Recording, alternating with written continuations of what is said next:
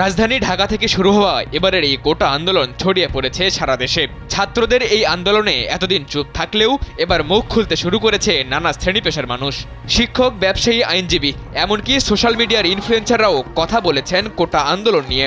এবার সেই তালিকায় যোগ দিয়েছেন বাংলাদেশ জাতীয় দলের ক্রিকেটাররা। নিজ নিজ অবস্থান থেকে নিজেদের মতামত দিয়েছেন টাইগার দলের সদস্যরা। শান্তিপূর্ণ কোটা আন্দোলন গতকাল থেকে রূপ নিয়েছে রক্তক্ষয়ী আন্দোলনে। ঢাকা বিশ্ববিদ্যালয়ে প্রাঙ্গণ যখন রক্তাক্ত, তখন আর নিজেকে ধরে রাখতে পারেননি ঢাকা বিশ্ববিদ্যালয়ের শিক্ষার্থী ও বাংলাদেশ জাতীয় দলের ক্রিকেটার তাহিদ হৃদয়। এক ফেসবুক পোস্টে তিনি জানিয়েছেন, ঢাকা বিশ্ববিদ্যালয় আর রক্তাক্ত না হোক। তাহিদ হৃদয়ের দেয়া এই পোস্টের কিছু আগেই রক্তাক্ত হয়েছে তার নিজ শহর বগুড়া। স্যান্ডেলিনা সো, রূপচর্চায় আভিজাত্য। ডাম্বুলা সিক্সার্সের হয়ে লঙ্কা প্রিমিয়ার লিগ খেলতে শ্রীলঙ্কায় অবস্থান করছেন এই ক্রিকেটার।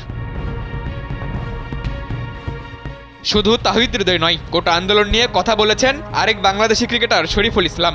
ক্রিকেটারের পাশাপাশি নিজেকে ছাত্র দাবি করে তিনি জানিয়েছেন, আর কোনো ছাত্রছাত্রীর যেন রক্ত না ঝরে। মুহূর্তের মধ্যেই সোশ্যাল মিডিয়ায় ছড়িয়ে পড়ে তার এই ফেসবুক পোস্ট। সাধারণ শিক্ষার্থীর পাশে দাঁড়ানোই বেশ প্রশংসা পাচ্ছেন ক্রিকেটাররা।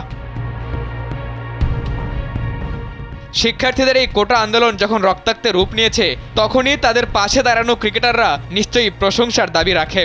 জুনিয়র ক্রিকেটাররা কোটা আন্দোলন নিয়ে কথা বললেও এখনও অনেক ক্রিকেটার নীরব অবস্থান করছেন। এদেশের শিক্ষার্থীদের একটা বড় অংশ ক্রিকেটকে ভালোবাসে, ক্রিকেটকে সমর্থন করে।